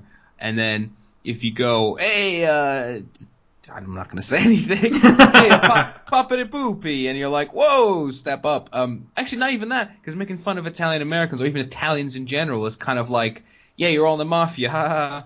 It's that, isn't it? Yeah, yeah. It's I don't know. We probably The shouldn't talk officious about German and the napping Spanish man. It's all there. Cut this out. it. Actually, it'll be interesting to see where our main listeners will come from. But yeah, let's just go back to the McMahon thing. So Vince as an unseen hand. Okay, Vince is super fucking human. From what I understand, he sleeps about an hour a night. He drinks about 59 cups of coffee. If you sneeze in his meetings, you're fucking fired. So maybe it would make sense to be like, maybe there's a lot of things he just doesn't do, and all these people, these real McMahons, do it for him, and they're just the surrogates of the, like, entity surrogates almost. It's something that I'd be willing to go all in on if it weren't for the fact that they're now a publicly like a public limited company, and that Vince McMahon attends board meetings as Vince McMahon. So it kind of shatters the whole illusion. But there's something incredibly captivating about Vince McMahon, the character, and I think I've said this recently to you, maybe, about the similarities between him and Donald Trump, and how I just am addicted to, like, if Vince McMahon is talking, I'm shutting the fuck up and I'm listening. The same way if Donald Trump is saying something, I'm fucking listening to every single thing that he has to say. I can't turn it off. And even when I strongly disagree with what either man is saying, I can't reject it with like full visceral, like, raw anger, or, you know what I mean? It's just, I have to just keep listening. There's something about that old white, like, sort of New York dude that is, I don't know, they're both just incredibly petty individuals. Like, there's so many stories of Vince McMahon. Just, I mean, he's Vince McMahon. Everyone has some story about how he did something to piss someone off because he could. And it's a thing that people almost admire about him, even though it's just, it's like soaked in petulance and just an odious sort of nature. But you can't get away from it, and that's who he is, and that's what he's like, and it's incredible. And just, if you were to find out that he was actually somebody else, I kind of think it might even shatter the illusion a little bit. It would it would shatter something about your view of him. But he is such a goddamn interesting character. Like, it's crazy. There'll never be another one like Vince, because Vince is one of those people, much like, I suppose, like, if you think of anybody in that fits this context, just at complete ease with who he is. Yeah, and he doesn't care. He is and I shameless. think that's what makes McMahon. Yeah, he's just he goes so far. Obviously, there's a lot of pride involved, but he goes so far to be, I don't give a fuck who you are. And you could even say that is another conspiracy theory, which is more conspiracy fact, that Vince McMahon would purposely hire people, A, to take it away from his opponents, and B, just to bury them, just to humble them. Because Dusty Rhodes was a pretty serious wrestler up until he turned up with the fucking polka dots and he was like a bin man. You know what I mean? Yeah. So, and he's just an example of many other people that have come to the company with a lot of hype, especially internet hype these days. He has internet hype, good or bad, but like, where he's just gone, you're going to be a trash man, and you're going to be the fucking plumber, and this and that, and it's just like, he does not back down. And I think, we're drifting from the point here, but, and I suppose that does that to the fact that conspiracy is literally like, it's hearsay, and it's a 1 out of 10 in terms of, it's a 0 out of 10 in terms of, like, possibly, but in terms of, like, how it sets off the brain to think of all these potential situations when you're like, oh, of course he would be able to get away with all that shit on TV and be fine in the board meetings because everyone behind the scenes know it's not actually him. It's another group of people. It's another family. You know what I mean?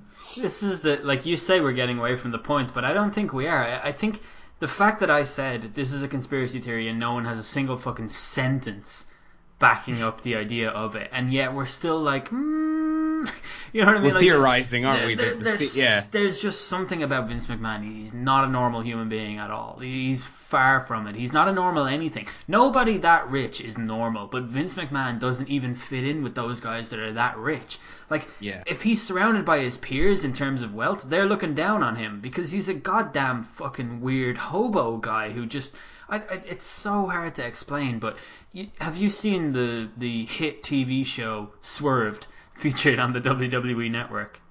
I have seen clips of it. Well, looks kind of okay, actually. It's really good. There's one episode where Vince is dressed up in a fucking ridiculous costume and he's pretending to be some fucking ridiculous person and he puts on a fucking ridiculous accent and he's like an old man or he's like I can't remember it clearly, but he's like, I think he's taking in an order of something or a shipment of something, and he's trying to boss this guy who works in the WWE headquarters in, I think it's in Connecticut, isn't it?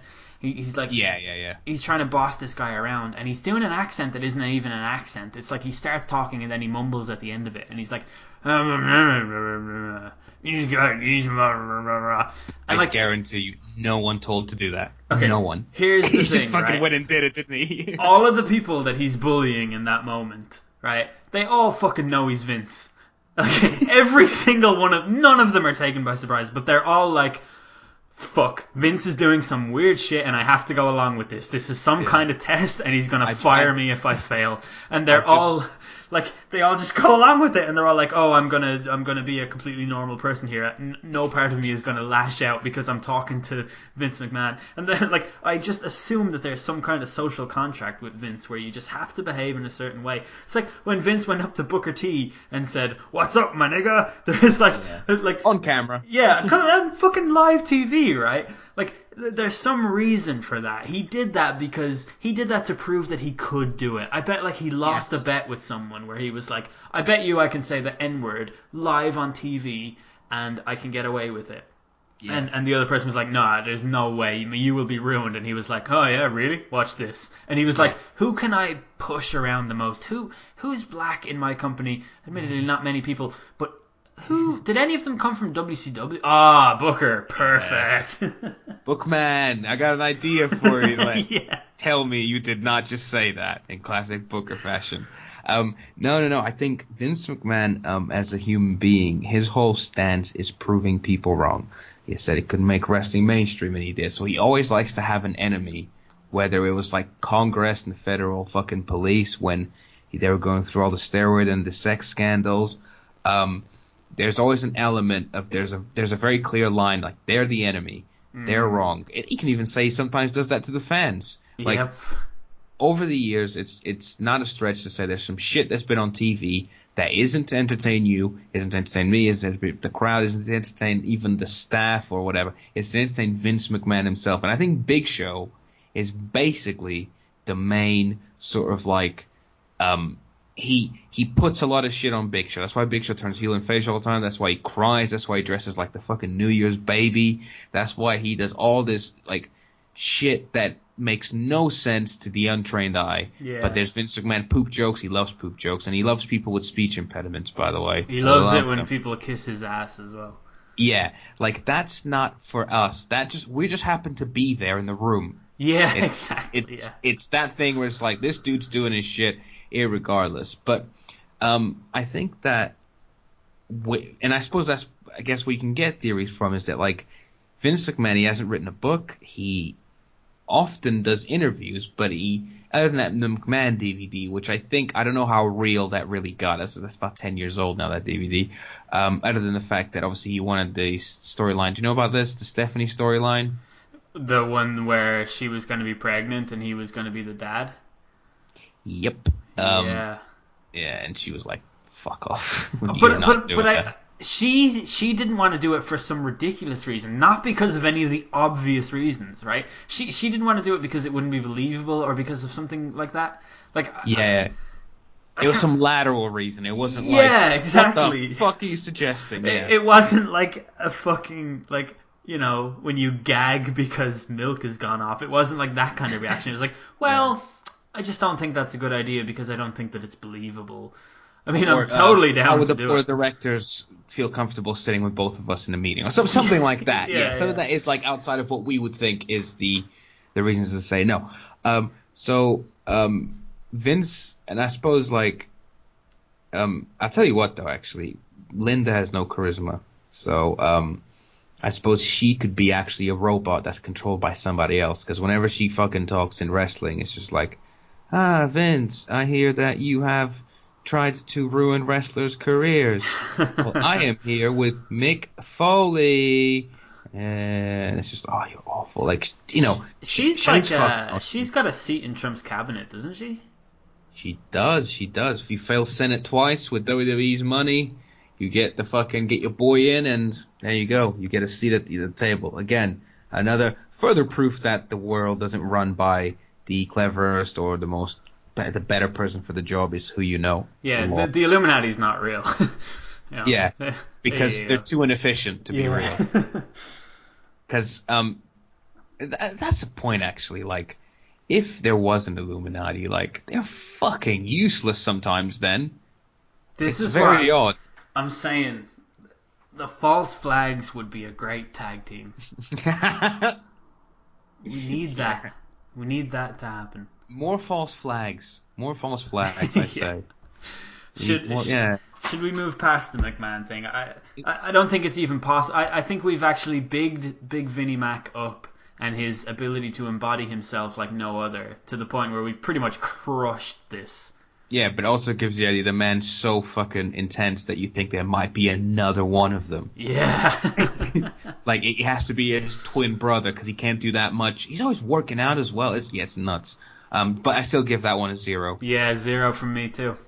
Yeah, that is like not even registering on conspiracy. That's just like... Yeah, it's just not on. It's a non-runner, and the fact that people buy into it just proves how stupid the masses are.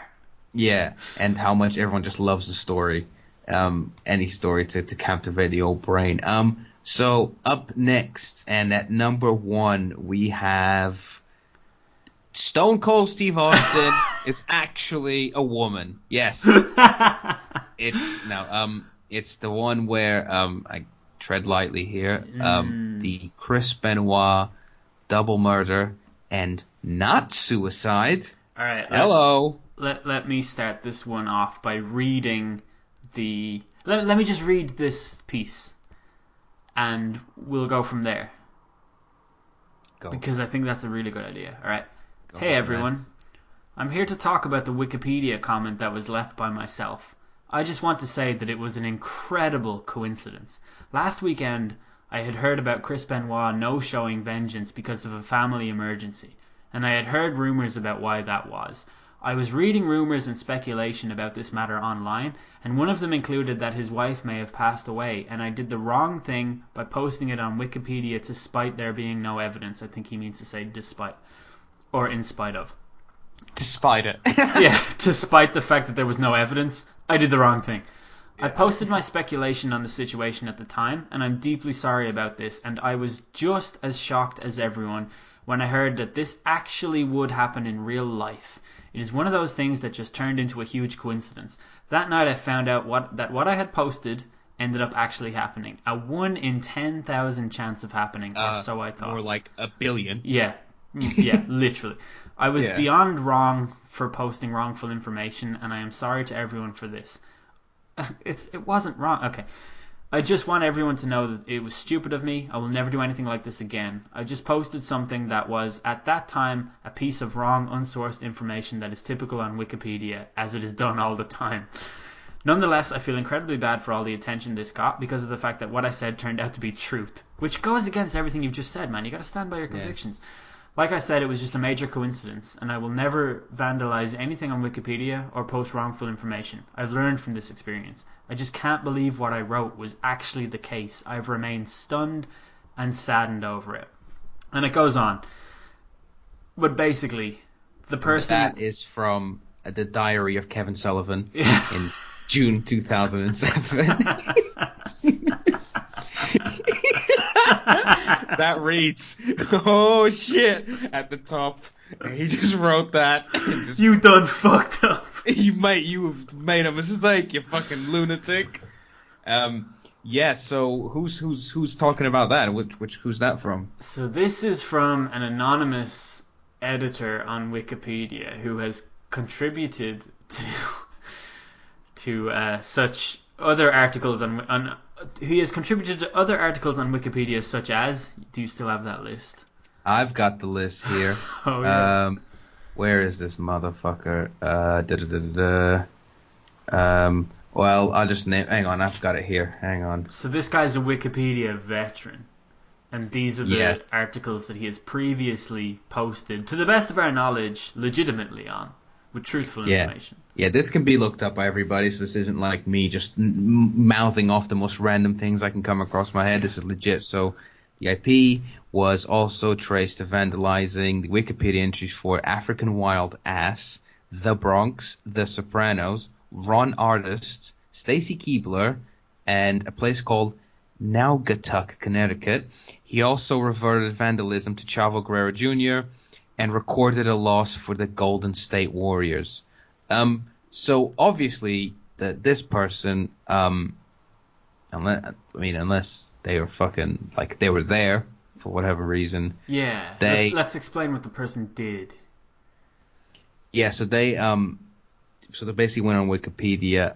I think either just before. I guess the statement says the vengeance thing, the family emergency thing, and I think this doesn't happen as often now, but there was a period of time for people who maybe are a bit younger, from about 2004 to 2008, I could claim that I invented orange on Wikipedia, the color orange, and will be there for like a week.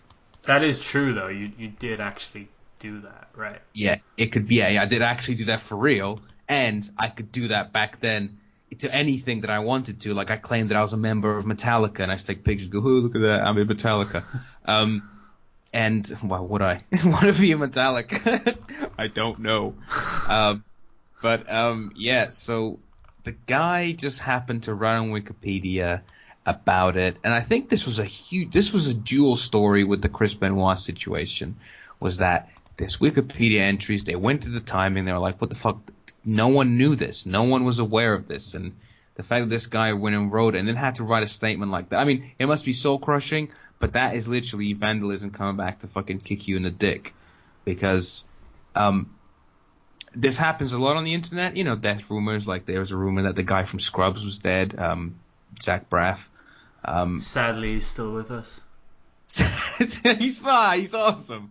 I do love a bit of Zach. His movies are good, mate. Okay, Garden State is garbage. It should be called Garbage State. But also, there was like some fucking 15-year-old kid punking him, and he like beat the shit out of him and had tears in his eyes because he got some fucking paint on his Porsche. Give me a break. Yeah. Give over. Come on. That's 2-0 for the shit side. Yeah. I liked Scrubs. And I liked other stuff he did. So, you know, I mean, he's not as good as, he ain't no Rey Mysterio, in my opinion, which is the GOAT no, but yeah. So yeah, obviously like death rumors, they circulate around the internet, and usually, I mean, there's a lot of them that actually turn out to be true these days, with the Twitter age of breaking news and stuff like that. But at this point, yeah, the internet was, whereas I'd say the internet now is like little pockets that you fall into, echo chambers. Back then it was just shit, like everywhere. You know what I mean? Like it was just piles of shit. Whereas now it's kind of like these little roads where you go like, oh yeah, I'm gonna look at this Twitter follower and he's a right wing guy, or I'm gonna look at this guy's Twitter and he's sort of left wing and he posts all these news and I wanna listen to one or the other and I'll go and post on the opposite one saying they're liars. Like you kind of have more tribal aspect of the internet these days. Yeah. And there's not a lot of crossover. You stand where you stand, and they stand where they stand, and they're wrong, and they're flat out wrong. But yeah, in these days, so editing Wikipedia wasn't that big of a deal, and I'm pretty sure that people were doing it to make ridiculous jokes about all sorts of fucked up situations. But the reason why this one particularly took over was that it's the timing, and I don't think anything ever has happened like that, where someone basically broke the news without knowing they were breaking the news. Yeah, and this was a thing, right? You and I, obviously, we're legends of the IWC. Goes without saying. We've been around, right? So known, we're unknown again. That's how known we are. That's it. It's full circle, yeah. So we were around at the time that it was breaking that he had no-showed Vengeance. Yeah. And I think, I know that I definitely stayed awake into the early hours of the morning with the breaking of the news, and I remember the whole, like, whoa, what the fuck thing. Was I talking to you on MSN at the time? We would have been, and I think because Raw then came on the next night, and that's when it all was all coming out. Yeah, that's when it wasn't got real. It wasn't fully out. Like, we knew that it would be 3 murders, but Vince came out and said that, like, this happened. Here's the best of Chris Benoit. And the day after, when more shit came out, he comes out on ECW and he goes, "We will never ever mention that guy again." Yeah, and then that was it. Yeah, so it was a really, really, really weird time. And in the midst of all of that, we had this rumor surfacing about the death of Nancy Benoit and the fact that Chris Benoit had killed her. And this is something that some random guy put on the Wikipedia page for Chris Benoit, and it turned out to be the fucking truth. And that's not even where the conspiracy theory starts. That's just food for thought for the time being. That's his bit. Yeah, that's his part in it. Yeah, and also this comment came from a computer in Stamford, Connecticut, which, as we mentioned earlier, is where the WWE headquarters is. Yeah. So, I mean, that's really weird. And he wasn't writing all the people I just mentioned, like the other human beings that I mentioned in that list, you know. He wasn't mentioning the death of any of them. It wasn't like he was writing like, oh yeah, Stacy Keibler died, and so-and-so died, and so-and-so died. But then the heart of the conspiracy goes to, did someone else kill Chris Benoit? A lot of names get thrown around for a lot of different reasons. And by the way, the whole Kevin Sullivan thing, I suppose we need to get into that and explain as to why I made that joke. So Kevin Sullivan used to play a Satanist character in the 80s. Yeah. And that's a really weird one too. Like, let's be honest, like, this guy was a little bit of a whack job. Yeah, he was out there, and that was during the Satanic Panic around the world, which never actually came to be true. It was just mainly horror films that glitched onto that. Yeah. And people thought it was real. I mean, obviously there are cults, not denying that, but it wasn't like it's as bad as it. But anyways, that character tapped into that. I think it was somewhere in the Deep South. No disrespect to the Deep South, but that's where people are most religious, so that's where people are going to be more scared of the idea of that happening. No disrespect to the Deep South, but fucking obviously it was in the Deep South. Yeah, that's basically what it is. Like, I've just done an Alan Partridge there where I'm like trying to make the thing better. Like, no disrespect, but yeah, it was going to happen fucking there, wasn't it? Yeah. So he was a Satanist character, and Nancy Sullivan at the time, I suppose, or Nancy, I can't remember her name. She was a character called Woman. Yeah. She had loads of different names. I'm sure she was called Nancy at the time. She came in as one of his like sort of like sexy followers, because you know there's always this weird thing with Satanists where it's like they're all sexual all the time. They just want to fuck and it's hedonism, isn't it? It's like all the 7 deadly sins, they indulge in all of them at the same time. Yeah. So eating while you're fucking and lying while you're fucking eating, I don't know. Scooping cake into your mouth while you're fucking. Yeah, exactly. It's like 2 for 1 in the old sins bin. Yeah. And so she had this character, and fucking at the time of the death, Hulk Hogan came out. The beacon of truth, known as Hulk Hogan, the most honest man in the world. He comes out and he's like, yeah, she was into all this weird Satanist stuff with Kevin Sullivan. Everyone's like, what the fuck? But then people outside of the circle, outside of wrestling, who obviously Hulk Hogan still had up until, I'd say probably until 2015 when all this shit went down with this rant, he still had that sort of like, oh, let's listen to what he's got to say about something. So that caught on. Hulk Hogan came out and said, all lives matter. Yeah. Just don't date my daughter if you're not one of the lives that I think should be dating her. That's cool. Yeah, no. So the mainstream media is picking up on it. I shouldn't say mainstream media. I'm just going to call it media because, of course, I'm talking about the mainstream media. I'm not going to be like, yeah, Breitbart picked it up, so that fucking Infowars picked it The up. It was Young the Turks were all over this story. yeah, like it was the media, and and the rumors started coming out that Benoit was perhaps having an affair. He might have had some problems with Canadian mafia because there's another wrestler, I believe his name was Dino Bravo, who was actually killed by the Canadian mafia. So there's all these little things swirling around. And it's all like loosely connected things. Like I'm sure someone can come up with a perfect timeline to fit someone to the crime besides the fact that fucking Benoit then hung himself and all this other shit. But like it's one of those, did he really? But did he really though? Did he really? Well, no one knows what happened that night. I saw an interview with Hardcore Holly, which I believe he would have been invited to dinner either just before or just after. There was times where MVP, because MVP had a feud with Benoit for majority of 2007. That's Where right. MVP would be like after a match, they'd be backstage, and Benoit would just be like, "I can't do this. I feel like I'm going crazy." And then when someone says that, you just kind of go, "Oh man, we all are. Yeah, it's a crazy business, a crazy life, sort of thing." Yeah. So there were hints, but I suppose what people, and this is often with the death of especially celebrities or when they murder someone, so from Elvis' death to Tupac to what O.J. Simpson did, allegedly, because actually that wasn't proven. He wasn't proven guilty, believe it or not. He didn't do anything, right? He was wrongly. Anyway, yes. Wrongly imprisoned, just because his gloves there, and yet his gloves at his house. Yeah. Just a big fucking deal. Obviously that random police officer, framed him, but whatever. That everyone's got an opinion on that. But people have this idea, believing that real famous people are just as flawed as the common man and woman on the street. So to them, they've got to always add some sort of like mysterious element, because Chris Benoit, right? You look at Chris Benoit throughout the years, and it's obvious he was roidy as fuck. Like, you can't escape that. Do the roids have any?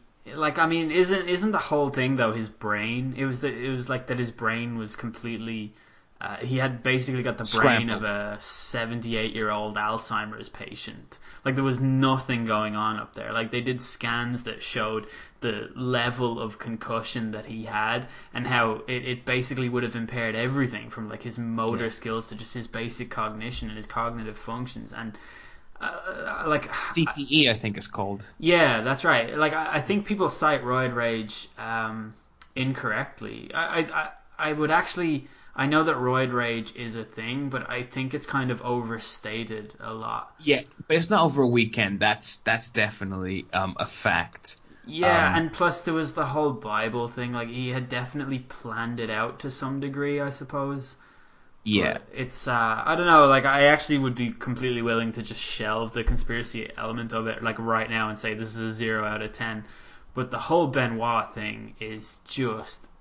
Like, it is the most tragic and insane. I watched this thing one time about the seedy nature of WWE and their like how much they kind of mistreat their performers, or what they make them go through, essentially. Mm-hmm. And it was in like really candid interviews with people like Chris Kanyon, who like really tragically spoke about how he was a survivor, and then you since learned that he committed suicide. And there was other stories in there, like the Dynamite Kid, and how much Benoit admired the Dynamite Kid, and how the Dynamite Kid is like basically a precursor for Benoit's violence, his inner family violence and stuff like that. And it's just, I don't know, the whole thing is just absolutely draped in tragedy, to the point where Benoit was pretty much the GOAT. Like, the GOAT would have absolutely been my favorite wrestler of all time had he not been tarnished by this event. Even though I don't really place a whole lot of blame with him, because you learn that this is not really him. But the fact is, you can't fully appreciate him anymore, because he is now tainted by this horror, like this horrific event, and there's just no getting around that. Like, it's so fucking sad. It really is. It's like you're watching him and your brain goes, "Oh, Chris Benoit match, awesome." Can I just say as well as a side note, Chris Benoit was the first wrestler who made me understand what a good match is. What a work rate match is. Like, his reverseless matches with Kurt Angle and Eddie, and as we had really good matches with Edge. I'm sure he's got a good match pretty much every. He had a fucking outstanding match with Kane when he was world champion. Like, he was the purest version of wrestling in a sports entertainment world. I'm sure you can go to fucking World of Sport and find some dude there who's like, he is Mr. Technical Wrestling, but like in terms of sports entertainment. So Benoit, he literally came out, he walked to the ring, he put his arms up. He had no taunts, he had his catchphrases, but he was never good at promos. Like, he wasn't a good looking guy. Like, he was just a good to amazing worker with almost anybody he ever wrestled. Whereas Rey Mysterio, Big Show, like, size didn't matter. He was simply the best wrestler of all time. Yeah, that's it. And he had a lot of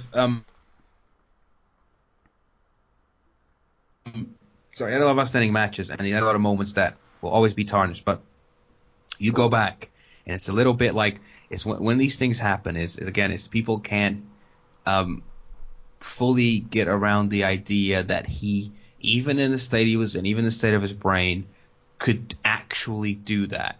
And what that does, and then it starts opening up the lid on all this horrible shit that tends to happen in wrestling, from like homophobia to abuse to like making people work until they're absolutely tired because it's a tough sport, and making people do drills that have nothing to do with it. The locker room bullying, which, by the way, Benoit was a part of, apparently. Allegedly, yeah. Yeah, and you hear all these people coming out, and again, they're all saying things along the lines of, there was something there that he wasn't quite there. And even if you read Jericho's first book, which is a fucking awesome read, by the way, he right at the beginning he says that, like, the person I'm writing about is the person who I knew up until that weekend, right? That person did this, and he's since done a podcast, I think, with Meltzer, which is just talking about Benoit, and it's actually had like Benoit's one of the family members. It had the seal of approval, so it was one of Nancy's family members. Someone had the seal of approval, so it was all as above board as you can get this sort of thing to be. But like, shit, I just completely lost track. Oh yeah, that was what I was going to say. There was always a thing there about Benoit that most people would say, yeah, he was a little bit weird, a little bit intense. Like, I think there's a quote from X-Pac when he's like, he found things that are oddly funny, but not in that like quirky sense of humor. I heard Scott Hall too. Sorry to cut across you before. No, you're right. Scott Hall say something about how when he was touring Japan with Benoit back in the early 90s, that Benoit just went fucking nuts at somebody over the most innocuous thing, and Scott Hall was like really freaked out by it. And Scott Hall and Benoit were apparently pretty good friends. Yeah. Yeah, he was one of the boys, I'm sure, because no one would fuck with him. Like, he's a tough motherfucker. So again, I'm just gonna roll for a couple of quotes here. Like, you can look these up everywhere. Hulk Hogan's quote is the most non-quote ever, but he says he was peaceful and kept to himself. I think he had something personal, a domestic problem between him and his wife. Came out that in like 2003. Benoit's wife, so Nancy Benoit, she put a restraining order on him. And they were rowing a lot.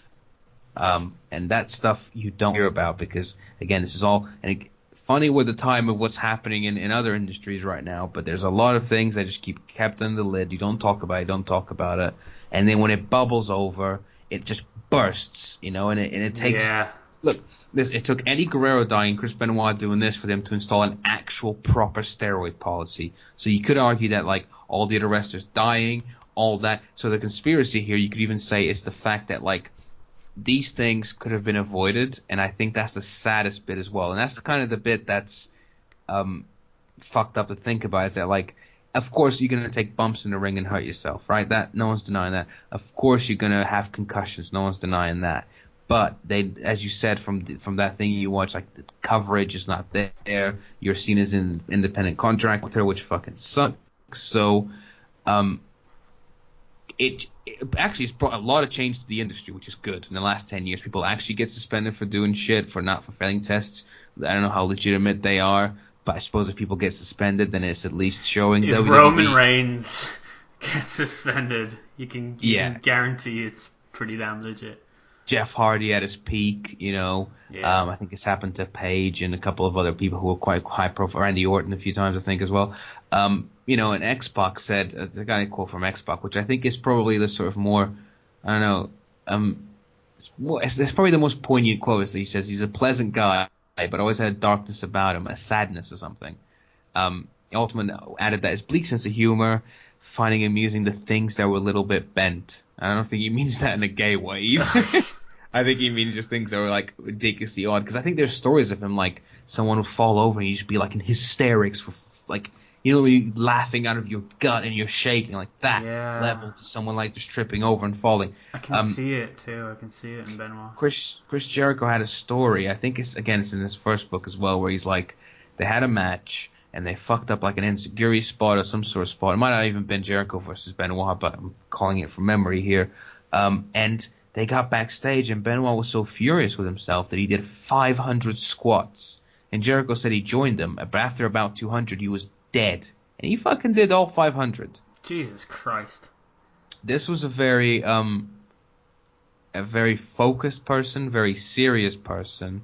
And it was one of those things, I'm sure that like you get this. I'm not saying that people that we all know are fucking serial killers, don't get me wrong, but there's certain people that, especially that people that are outside of your social circle that you spend time with, but you could say I've spent lots of time, I actually don't know them that well.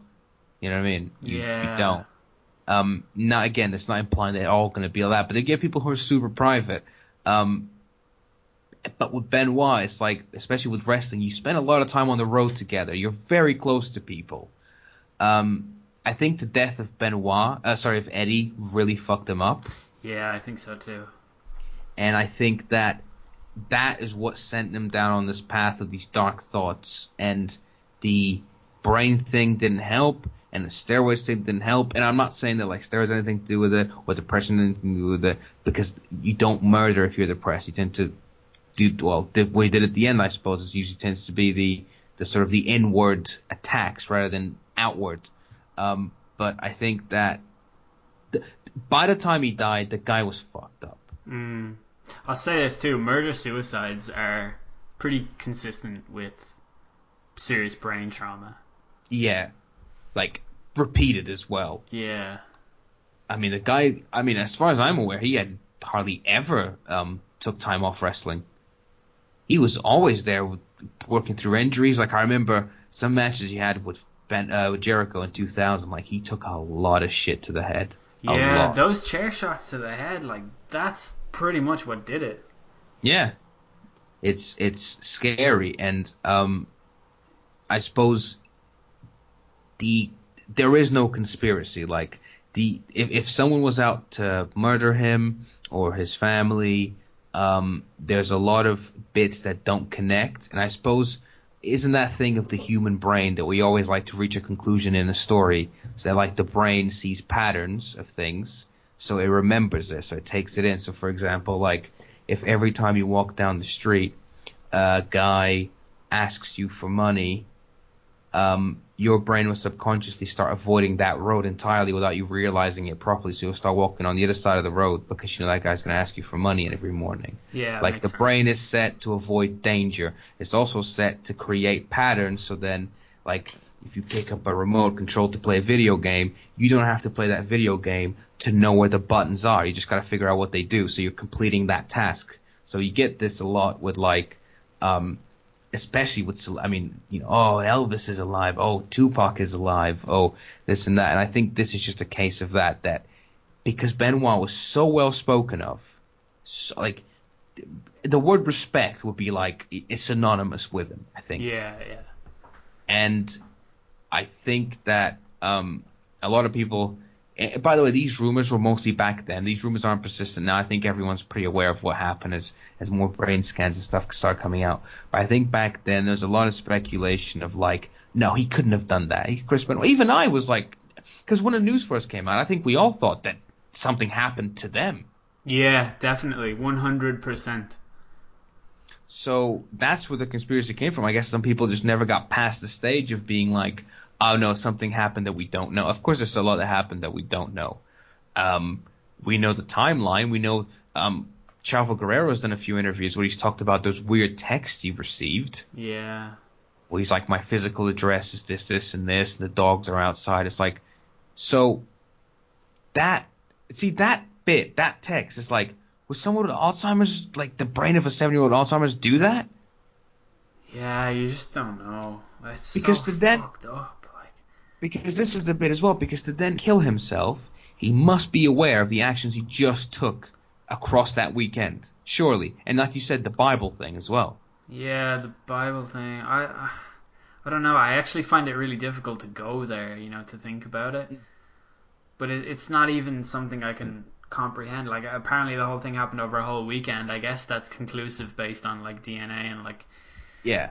But And it's decomposition says that, and like, yeah, you're right. It's such a thing far removed as well. That's another point as well, which leads people to think of why the thing is like it's so far removed from our reality yeah, and even his reality and wrestling reality, that it all comes crashing down. And like how it is when shocking things happen, the brain doesn't deal with it. The brain kind of tries to mask it. yeah. Turn it off.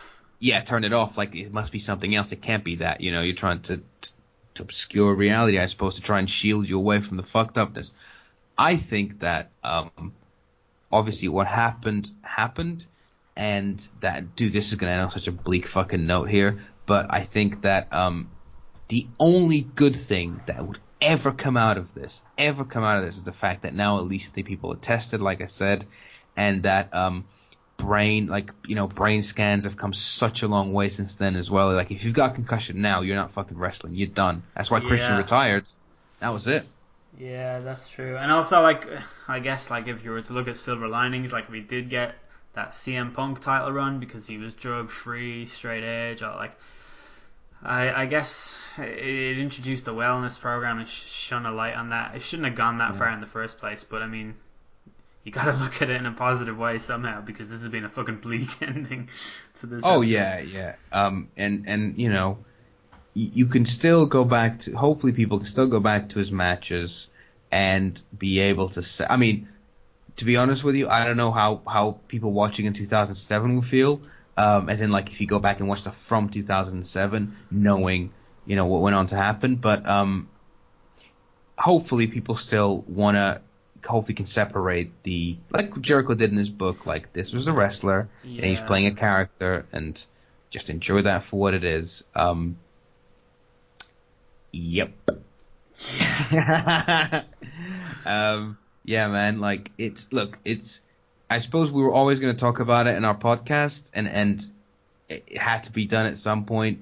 And whilst conspiracy theories are funny and all that, I suppose there's also bleak shit that happens in life, and then you got to take the rough with the smooth, really. Yeah, and I think as well the people who actually do genuinely believe in the whole Kevin Sullivan thing are no different to people who believe in any conspiracy theory just to, I guess, hide, their inability to deal with the actual chaos that is the event itself. So, Yeah. um, Yes, that's a very good point, actually. Yeah, people will, not to judge anybody for what they believe in. Like, I would never be like, you can't believe that because that means you're fucking flawed on the inside. But that's why I said it so diplomatically. yeah, no, I hear you, because that's true. Like, you can't just say, oh, you're only saying that because reality to you can't cope with it. But like, that's that's what it is. It's shades of gray, and it's a lot of uncontrollable things. And I think that when you see a case, especially with this one, where it could have been controlled pre it, as an element of sadness, but then you Yeah. can come out of it on the other side and say that will never ever happen again.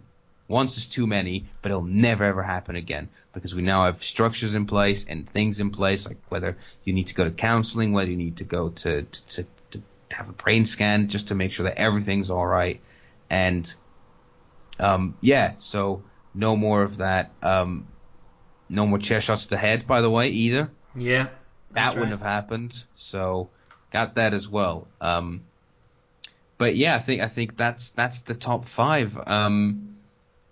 It's a sad note to end it on. So we do hope that everyone kind of came on this journey with us. I don't know if the word enjoy is correct. I suppose I was stuck with it. You gotta be shoot. real when it comes to Benoit, though. That's the thing. Like, sure, we're ending on a serious note, but it's Chris Benoit, and there's nothing more emblematic of the man that he was than this serious tone that we're taking. So, there's nothing more fitting. So, it's a good note to end on, I think. Exactly. And I just want to add as well, I'm glad they kept his shit on the network. Same, because god damn it, he was the greatest of all time. Yeah, like I'm very, very glad that they. I mean, I'm pretty sure they take out certain comments. Yeah. But I those comments I never took them as like, oh yeah. So when Michael Cole did a voiceover going, he's mean, he's nasty, he's careless. Like I'm pretty sure Michael Cole didn't know fully well what the fuck was gonna happen because no one did, Yeah. So again, hope you guys enjoyed listening to this, and I hope that you stick around for all the other bonus episodes as well. Promise the next one will be cheerier. Would you reckon do music and wrestling? Yeah, I think that's a really good idea, and it'll probably be the first of many as well. So yeah, we'll keep that as a sort of semi-recurring sort of theme as well. Definitely. But check out our arcs. Follow us on Twitter. I'm doing all the plugs. See, follow us on Twitter at WWP Slam. That's the Twitter handle, Slam. Woo! That's our finishing move. There it is, the finisher that destroys all other handles. They all get slammed. WWP Slam, get on it. Exactly. But yeah, appreciate everybody for listening. I'll just let you have the final word. Sorry, because I went a bit of a rant there. I appreciate everybody listening as well. If you want to leave a comment on any of the platforms in which you listen to this, not sure what it's actually available on. We're working on getting it on iTunes, but that actually takes like 6 to 8 weeks for approval, so it may not be added to that feed yet. So all you people listening, past, present, and future, thank you very much. I've been El De Niro. He's been Miguel. We've been WWP. Peace. Lemon takes you on a ride. The ride of your life.